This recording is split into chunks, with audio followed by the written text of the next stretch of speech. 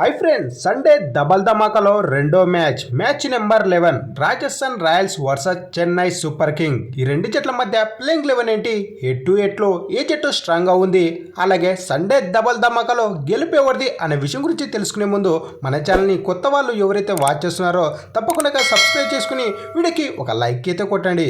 ఇక లేట్ చేయకుండా వీడియోలోకి వచ్చేసినట్లయితే రాజస్థాన్ రాయల్స్ యొక్క ప్లేయింగ్ 11 చూసుకున్నట్లయితే SSV Jaiswal, Sanju Samson captain, Nitish Rana, రియన్ Parag, Dhruv Jurel, సిమన్ హిట్మైర్, వినందు అసరంగా, Zafar archer, తీక్షణ, సందీప్ శర్మ, దేశ్ పాండే, అలాగే మనకు ఇంపాక్ట్ ప్లేయర్ గా శివన్ దుబే కానీ లేదంటే అక్షయ్ గాని వచ్చే అవకాశం అయితే ఉంటుంది రాజస్థాన్ రాయల్స్ యొక్క ప్లేయింగ్ 11 లో. చెన్నై సూపర్ కింగ్ యొక్క ప్లేయింగ్ 11 చూసుకున్నట్లయితే Ruturaj Gaikwad captain, Devon Conway, Rachin Ravindra, Shivam Dube, Rahul Tripathi, MS Dhoni, Ravindra Jadeja, Sam Curran, Ravichandran Ashwin, M Pathirana, Khaleel Ahmed. ఇది చెన్నై సూపర్ కింగ్ యొక్క ప్లేయింగ్ 11.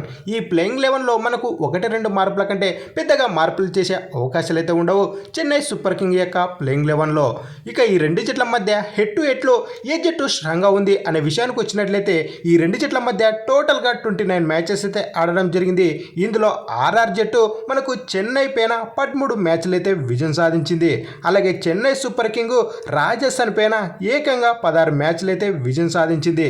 అలాగే లాస్ట్ 5 మ్యాచ్లు చూసుకున్నట్లయితే రాజస్థాన్ రాయల్స్ చెన్నై పైన 3 మ్యాచ్లు అయితే విజయం సాధించింది. అలాగే చెన్నై సూపర్ కింగ్ రాజస్థాన్ పైన 2 మ్యాచ్లు అయితే విజయం సాధించింది.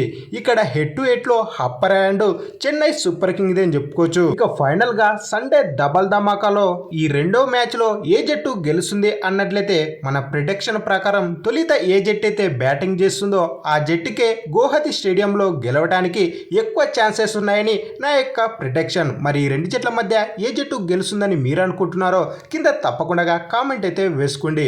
అలాగే వీడియో నచ్చినట్లయితే మన ఛానల్ని సబ్స్క్రైబ్ చేసుకుని వీడియోకి ఒక లైక్ అయితే కొట్టండి. అలాగే ఈ వీడియోని మీ ఫ్రెండ్స్కి అయితే షేర్ చేయండి. మరెన్నో ఇలాంటి లేటెస్ట్ వీడియోలతో అయితే మీ ముందుకు రావడం జరుగుతుంది.